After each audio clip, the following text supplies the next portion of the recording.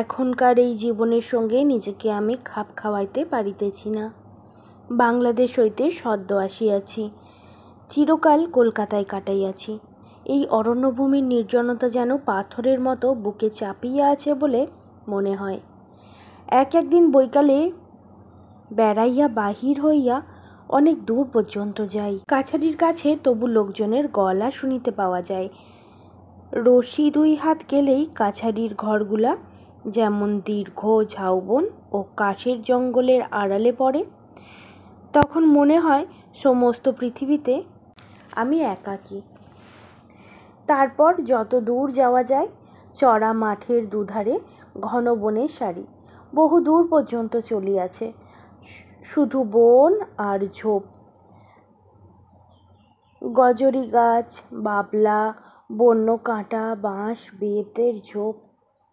গাছের ও ঝোপের মাথায় মাথায় অস্তমুখী সূর্য সিঁদুর ছড়াইয়া দিয়াছে।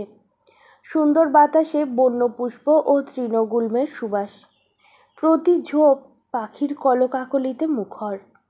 তারই মধ্যে হিমালয়ের বনটিয়াও আছে, মুক্ত দূরপ্রসারী তৃণবিক্ত প্রান্তর ও শ্যামল বনভূমির মেলা।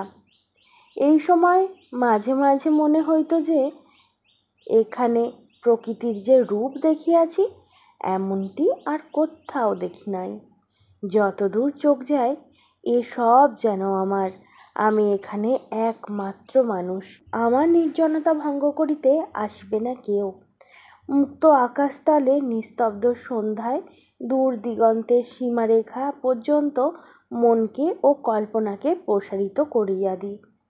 কাছারি হইতে প্রায় 1 ক্রোশ দূরে একটা নামাল জায়গা আছে। সেখানে ক্ষুদ্র কয়েকটি পাহাড়ি ঝর্ণা ঝিরঝির করিয়া বহিয়া যাইতেছে। তাহার দুপারে জলজ লিলির বন।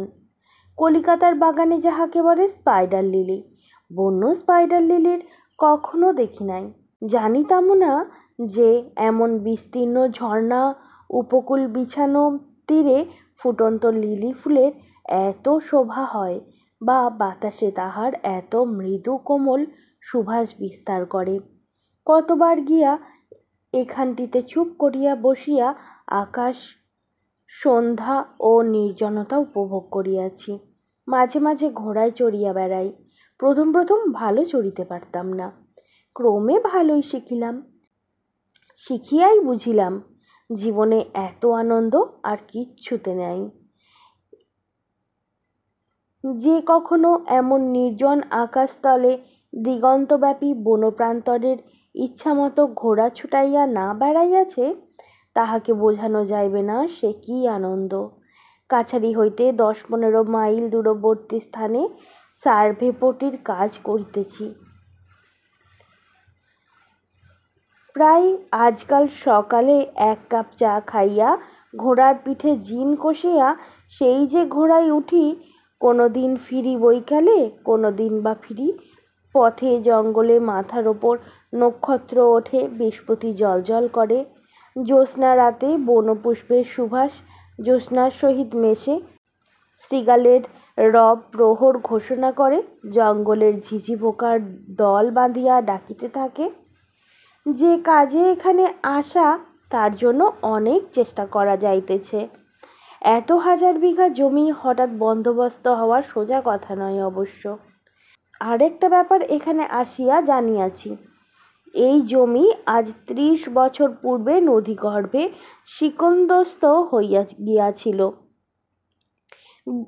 20 বছর হইল বাহির হইয়াছে। কিন্তু যাহারা পিতৃপিতামহের জমি গঙ্গায় ভাঙিয়া যাওয়ার পরে অন্যত্র উঠিয়া গিয়া বাস করিয়াছিল, সে পুরাতন প্রজাদিগকে জমিদার এই সব জমিতে দখল দিতে চাহিতেছেন না।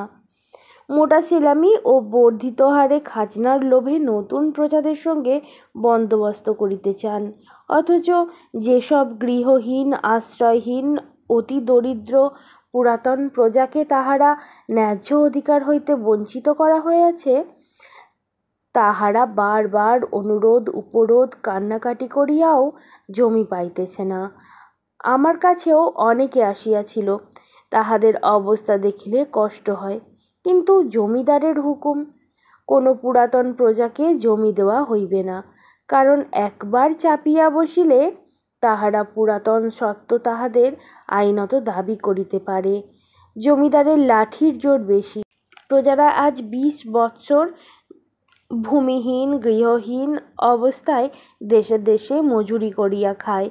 কেহ সামান্য চাষবাস করে, অনেকে মরিয়া গিয়াছে, তাহাদের ছেলেপিলেরা নাবালক বা অসহায়। প্রবল জমিদারের বিরুদ্ধে স্রোতের মুখে কুটার মতন ভাসিয়া যাইবে। এদিকে নতুন প্রজা সংগ্রহ করা কোথা হইতে যায়?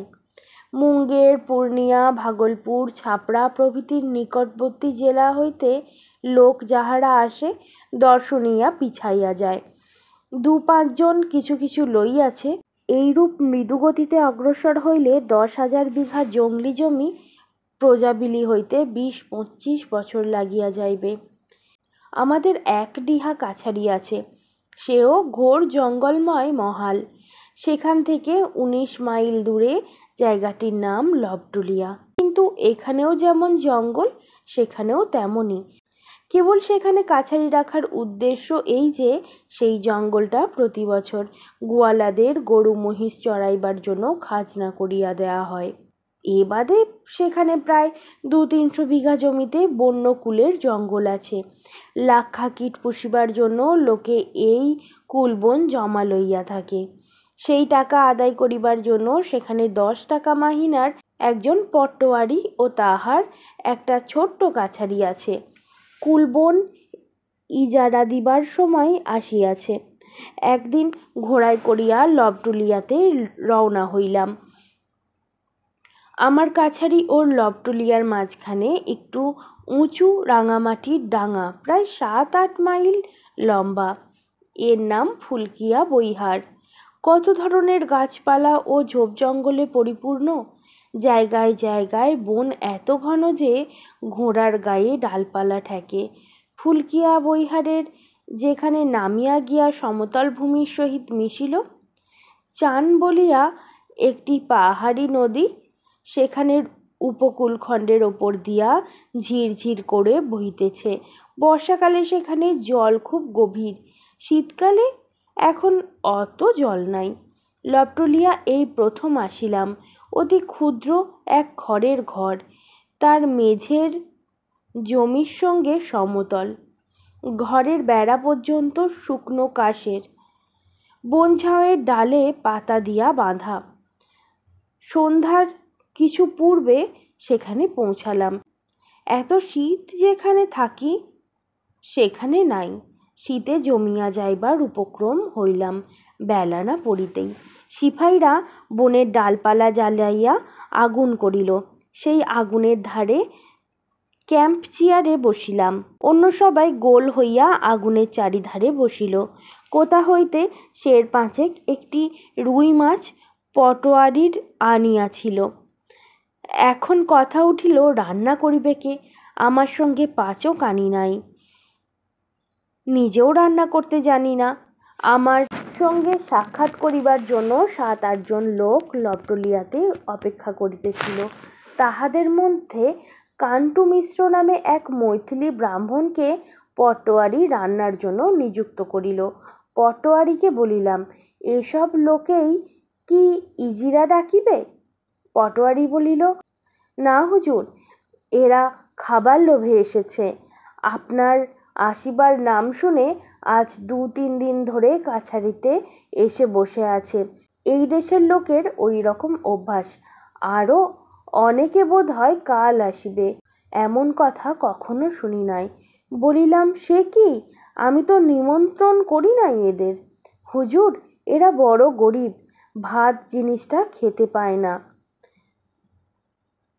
কলাইয়ের ছাতু, মাকাইয়ের ছাতু এই এরা 12 মাস খায়। ভাত খেতে পাওয়াটা এরা ভোজের সমান বিবেচনা করে। আপনি আসছেন, ভাত খেতে পাবে এখানে, সেই লোভে সব এসেছে। দেখুন না, আরও কত আসে। বাংলাদেশের লোকে বড় বেশি সভ্য হইয়া গিয়াছে ইহাদের তুলনায় মনে হইল। কেন জানি না এই অন্নভোজন লোলুপ সরল ব্যক্তিগুলিকে আমার সেই রাত্রে এত ভালো লাগিল, আগুনের চারিধারে বসিয়া তাহারা নিজেদের মধ্যে গল্প করিতেছিল, আমি শুনিতেছিলাম। প্রথমে তাহারা আমার আগুনে বসিতে চাহি নাই, আমার প্রতি সম্মানসূচক দূরত্ব বজায় রাখিবার জন্য। আমি তাহাদের ডাকিয়া আনিলাম, কাণ্ট মিস্ত্রির কাছে বসাইয়া আসন কাঠের ডালপালা জ্বালাইয়া মাছ রাঁধিতেছে। ধুনা পুড়াইবার মতো সুগন্ধ বাহির হইতেছে। ধোঁয়া হইতে আগুনের কুণ্ডুলি বাহিরে গেলে মনে হয় যেন আকাশ হইতে বরফ পড়িতেছে, এত শীত। খাওয়া দাওয়া হইতে রাত হইয়া গেল অনেক। কাছারির যত লোক ছিল সকলেই খাইল। তারপর আবার আগুনের ধারে গোল হইয়া বসা গেল। শীতে মনে হইতেছে শরীরের রক্ত পর্যন্ত জমিয়া যাইবে। ফাঁকা বলিয়াই শীত বোধ হয় এত বেশি, কিংবা বোধ হয় হিমালয় বেশি দূরে নয় বলিয়া। আগুনের ধারে আমরা 7-8 জন লোক। সামনে ছোট্ট ছোট্ট দুখানি খড়ের ঘর। একখানিতে থাকিব আমি, আর একখানিতে বাকি এতগুলো লোক। আমাদের চারিদিকে ঘিরিয়া অন্ধকার বন ও প্রান্তর। মাথার উপর নক্ষত্র ছড়ানো দূরপ্রসারী অন্ধকার আকাশ। আমার বড় অদ্ভুত লাগিল, যেন চিরপরিচিত পৃথিবী হইতে নির্বাসিত হইয়া মহাশূন্যে এক গৃহে অন্য এক অজ্ঞাত রহস্যময় জীবনধারার সহিত জড়িত হইয়া পড়িয়াছি। একজন 30-32 বছরের লোক এ দলের মধ্যে আমার মনোযোগকে বিশেষভাবে আকৃষ্ট করিয়াছিল। লোকটির নাম গনরি তাওয়ারি। শ্যামবর্ণ দেহারি চেহারা, মাথায় বড় বড় চুল, কপালে দুটি লম্বা ফোঁটা কাটা। এই শীতে গায়ে একখানা মোটা চাদর ছাড়া আর কিচ্ছু নাই। এদেশের রীতি অনুযায়ী গায়ে একটা মেরজাই থাকা উচিত ছিল, তা পর্যন্ত নাই। অনেকক্ষণ হইতে আমি লক্ষ্য করিতেছিলাম, সে সকলের দিকে কেমন কুণ্ঠিতভাবে চাহিতেছিল, কারো কথা কোনোই প্রতিবাদ করিতেছিল না। অথচ কথা যে সে কম বলিত তা নয়। আমার প্রতি কথার উত্তরে কেবল সে বলে, হুজুর। এ দেশের লোক যেমন কোনো সামান্য ও উচ্চপদস্থ ব্যক্তির কথা মানিয়া লয়, তখন কেবল মাথা সামনে দিয়ে অল্প ঝাঁকাইয়া সনম্রভাবে বলে, হুজুর। গনরিকে বলিলাম, তুমি থাকো কোথায় তেওয়ারিজি? আমি যে তাহাকে সরাসরি প্রশ্ন করিব, একটা সম্মান যেন তাহার পক্ষে সম্পূর্ণ অপ্রত্যাশিত। এভাবে সে আমার দিকে চাহিল, বলিল, ভীমদাস টোলা হুজুর। তারপর সে তার জীবনের ইতিহাস বর্ণনা করিয়া গেল। এক টানা নয়, আমার প্রশ্নের উত্তরে টুকরা টুকরা ভাবে। গনওয়ারি তেওয়ারি বয়স যখন 12 বছর, তার বাপ তখন মারা যায়। এক বৃদ্ধ পিসিমা তাহাকে মানুষ করে। সেই পিসিমাও বাপের মৃত্যুর বছর 5 পরে যখন মারা গেলেন, গনওয়ারি তখন জগতে ভাগ্য অন্বেষণে বাহির হইল। তখন তাহার জগতের পূর্বে পূর্ণিয়া শহর, পশ্চিমে ভাগলপুর জেলার সীমানায়, দক্ষিণে এই নির্জন অরণ্যময় ফুলকিয়া বৈহারের, উত্তরে কুশি নদী ইহারই মধ্যে সীমাবদ্ধ। ইহারই মধ্যে গ্রামে গ্রামে গৃহস্থের দুয়ারে ফিরিয়া, কখনো ঠাকুর পূজা করিয়া, কখনো গ্রাম্য পাঠশালায় পণ্ডিতি করিয়া, কায়ক্লেশ নিজের আহারের জন্য কলাইয়ের ছাতু ও চীনা ঘাসের দানা রুটির সংস্থান করিয়া আসিয়াছে। সম্প্রতি মাস 2 চাকুরি নাই। পূর্বতা গ্রামের পাঠশালা উঠিয়া গিয়াছে। ফুলকিয়া বৈহারের 10,000 বিঘা অরণ্যময় অঞ্চলে লোকের বসতি নাই। এখানে যে মহিষ পালকের দল মহিষ চড়াইতে আনে জঙ্গলে, তাহাদের বাথানে বাথানে ঘুরিয়া খাদ্য ভিক্ষা করিয়া বেড়াইতেছিল। আজ আমার আসিবার খবর পাইয়া অনেকের সঙ্গে এখানে আসিয়াছে কেন সে কথা আরও চমৎকার।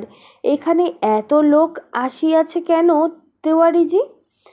হুজুর, সবাই বললে ফুলকিয়ার কাছারিতে ম্যানেজার আসিয়াছে, সেখানে গেলে ভাত খেতে পাওয়া যাবে, তাই ওরা এলো। ওদের সঙ্গে আমিও এলাম। ভাত এখানকার লোকেরা কি খেতে পায় না? কোথায় পাবে হুজুর? নাওয়াগাছিয়ায় মারোয়ারিরা রোজ ভাত খায়। আমি নিজে আজ ভাত খেলাম বোধহয় 3 মাস পরে। গত ভাদ্র মাসের সংক্রান্তিতে রাসবিহারী সিং রাজপুতের বাড়ি নিমন্ত্রণ ছিল। সেই বড়লোক ভাত খাওয়াইয়াছিল, তারপর আর খাইনি। যতগুলি লোক আসিয়াছিল, এই ভয়ানক শীতে কাহারও গাত্রবস্ত্র নাই। রাত্রে আগুন পুহাইয়াই রাত কাটায়। শেষ রাত্রে শীত যখন বেশি পড়ে আর ঘুম হয় না, শীতের চোটে আগুনের খুব কাছে ঘেঁষিয়া বসিয়া থাকে ভোর পর্যন্ত। কেন জানি না ইহাদের হঠাৎ এত ভালো লাগিল। তাহাদের দরিদ্র, তাহাদের সারল্য, কঠোর জীবন সংগ্রামের ইহাদের জুঝিবার ক্ষমতা, সেই অন্ধকার অরণ্যভূমি ও হিমবর্ষী মুক্ত আকাশবিলাসিতার কোমল পুষ্পস্তর পথে তাহাদের যাইতে দেয় নাই। কিন্তু ইহাদিগকে সত্যিকার পুরুষ মানুষ করিয়া গড়িয়াছে। দুটো ভাত খাওয়াইতে পাওয়ার আনন্দে যারা ভীমদাসটোলা ও পূর্বত হইয়া 9 মাইল পথ হাঁটিয়া আসিয়াছে বিনা নিমন্ত্রণে, তাহাদের মনের আনন্দ গ্রহণ করিবার শক্তি কত সতেজ ভাবিয়া বিস্মিত হলাম। অনেক রাত্রে কিসের শব্দে ঘুম ভাঙিয়া গেল। শীতে মুখ বাহির করাও যেন কষ্টকর। এমন যে শীত এখানে তা না জানার দারুণ উপযুক্ত গরম কাপড় ও লেপ তোশক আনি নাই। কলকাতায় যে কম্বল গায়ে দিতাম, সেখানেই আনিয়াছিলাম। শেষ রাত্রে শীতে সে যেন ঠান্ডা হইয়া যায় প্রতিদিনই। যে পাশে শুইয়া থাকি শরীরের গরমে সেই দিকটা তবুও থাকে একরকম। অন্য কাতে পাশ ফিরিতে গিয়া দেখি বিছানা কন কন করিতেছে সে পাশে। মনে হয় যেন ঠান্ডা পুকুরে জলে পৌষ মাসের রাত্রে ডুব দিলাম। পাশেই জঙ্গলের মধ্যে কিসের যেন সম্মিলিত পদশব্দ, কাহারা যেন দৌড়াইতেছে। গাছপালা, শুকনো বন ঝাউয়ের গাছ মট মট শব্দে ভাঙিয়া ঊর্ধ্বশ্বাসে দৌড়াইতেছে।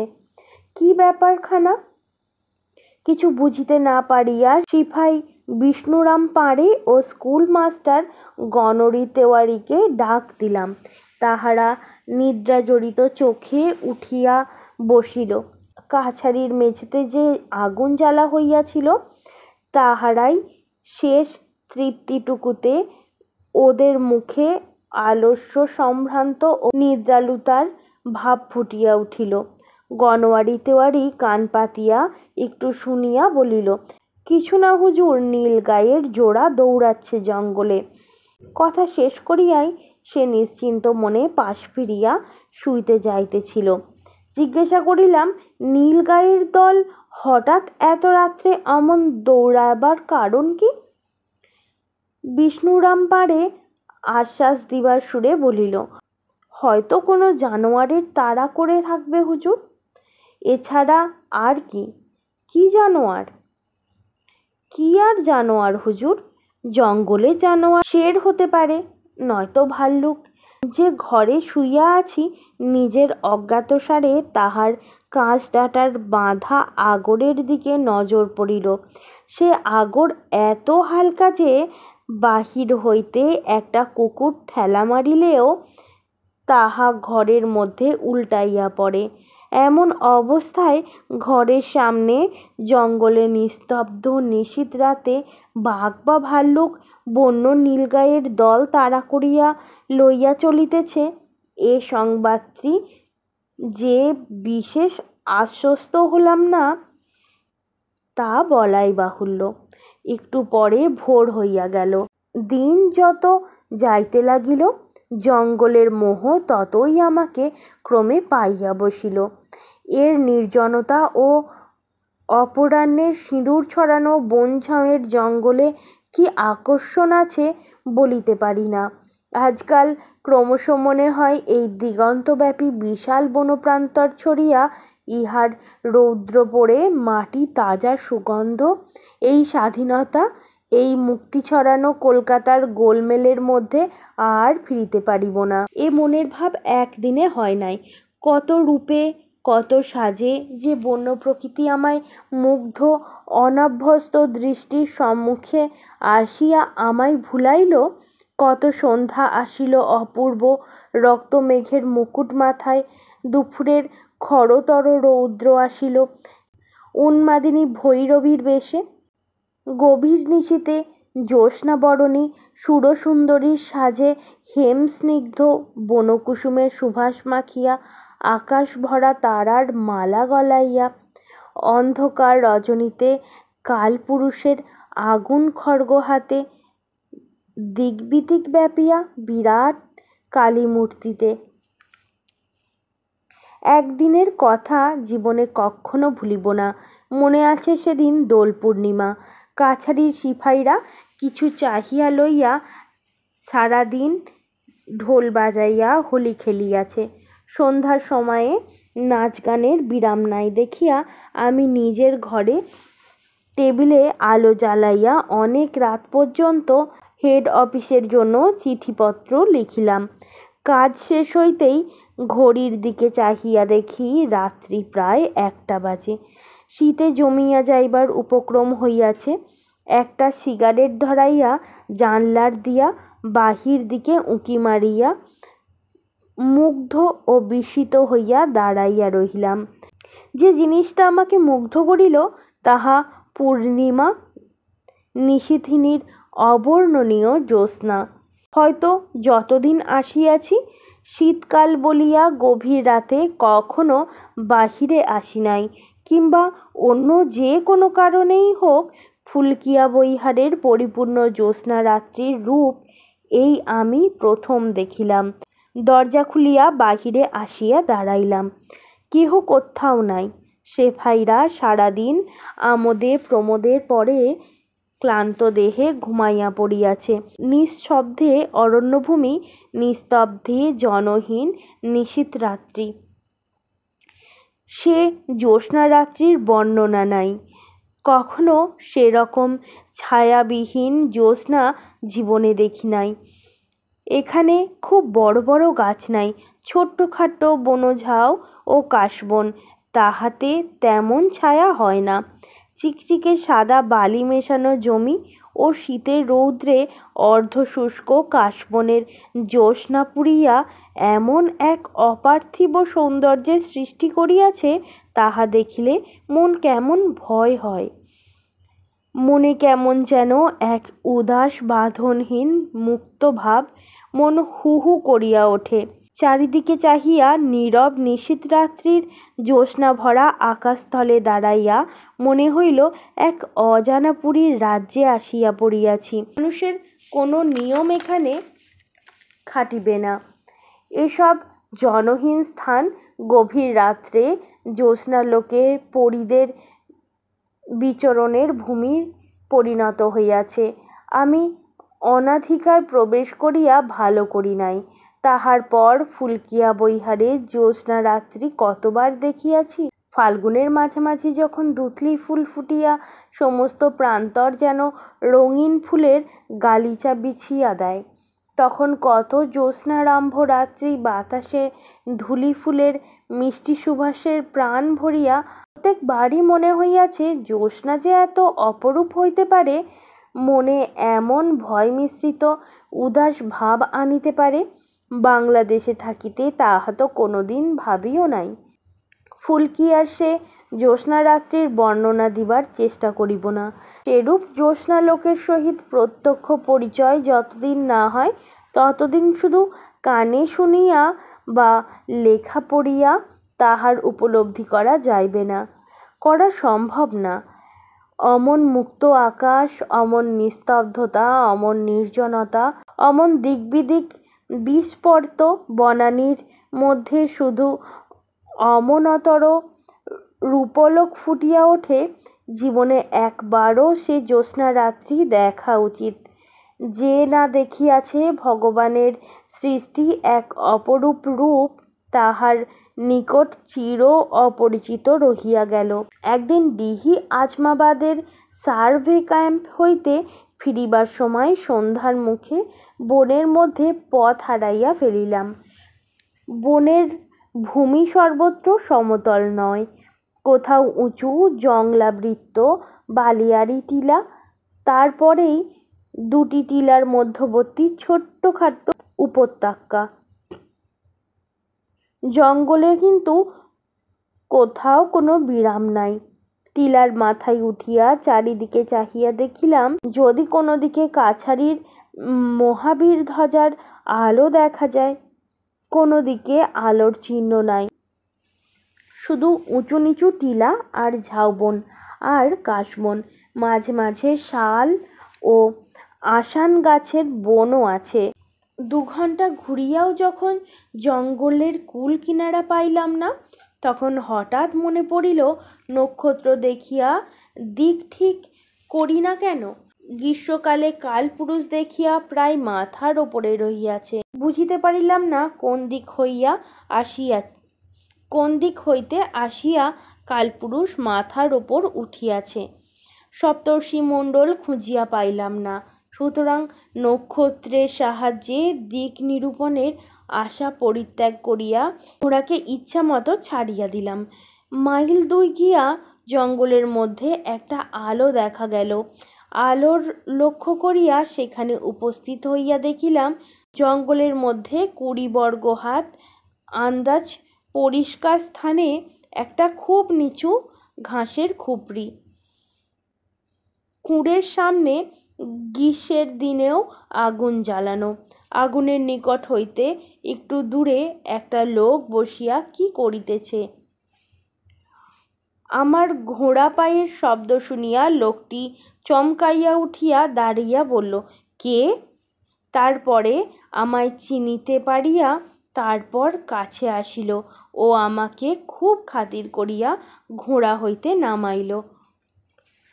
পরিশ্রান্ত হইয়াছিলাম, প্রায় 6 ঘণ্টা আছি ঘোড়ার ওপর, কিন্তু সার্ভে ক্যাম্পেও আমিনের পিছু পিছু ঘোড়ায় টোটো করিয়া জঙ্গলের মধ্যে ঘুরিয়াছি। লোকটার প্রদত্ত একটা ঘাসের চাটাইয়ে বসিলাম। জিজ্ঞাসা করিলাম, তোমার নাম কি? লোকটা বলিল, গানু মাহাতো, জাতি গাঙ্গোতা। এ জেলায় গাঙ্গোতা জাতির উপজাতি চাষবাস ও পশুপালন, তাহা আমি এতদিনে জানিয়াছিলাম। কিন্তু এ লোকটা এই জনহীন গভীর বনের মধ্যে একা কি করে? বললাম, তুমি এখানে কি করো? তোমার বাড়ি কোথায়? হুজুর, মহিষ চড়াই। আমার ঘর এখান থেকে 30 ক্রোশ উত্তরে ধরমপুরে, লাচ্ছামুনিয়া টোলা। নিজের মহিষ কতগুলো আছে? লোকটা গর্বের সুরে বলিল, 5টা মহিষ আছে হুজুর। 5টা মহিষ? দস্তরময় অবাক হইলাম।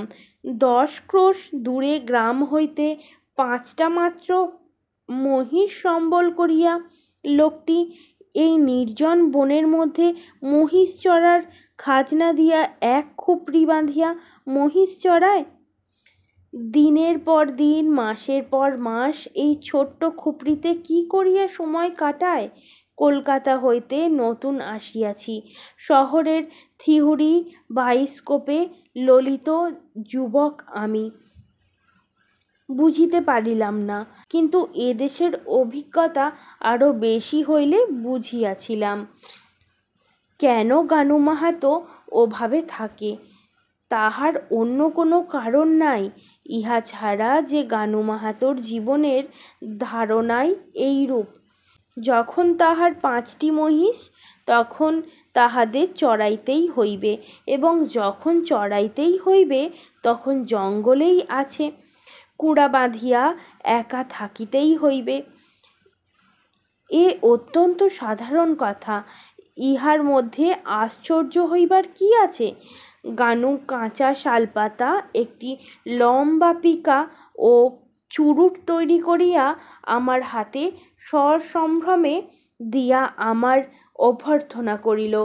আগুনের আলোতে উহার মুখ দেখিলাম।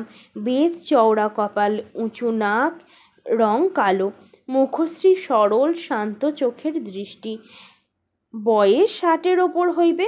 মাথায় চুল একটিও কালো নাই, কিন্তু শরীর এমন সুগঠিত যে এই বয়সেও প্রত্যেকটা মাংসপেশি আলাদা করিয়া গুনিয়া লওয়া যায়।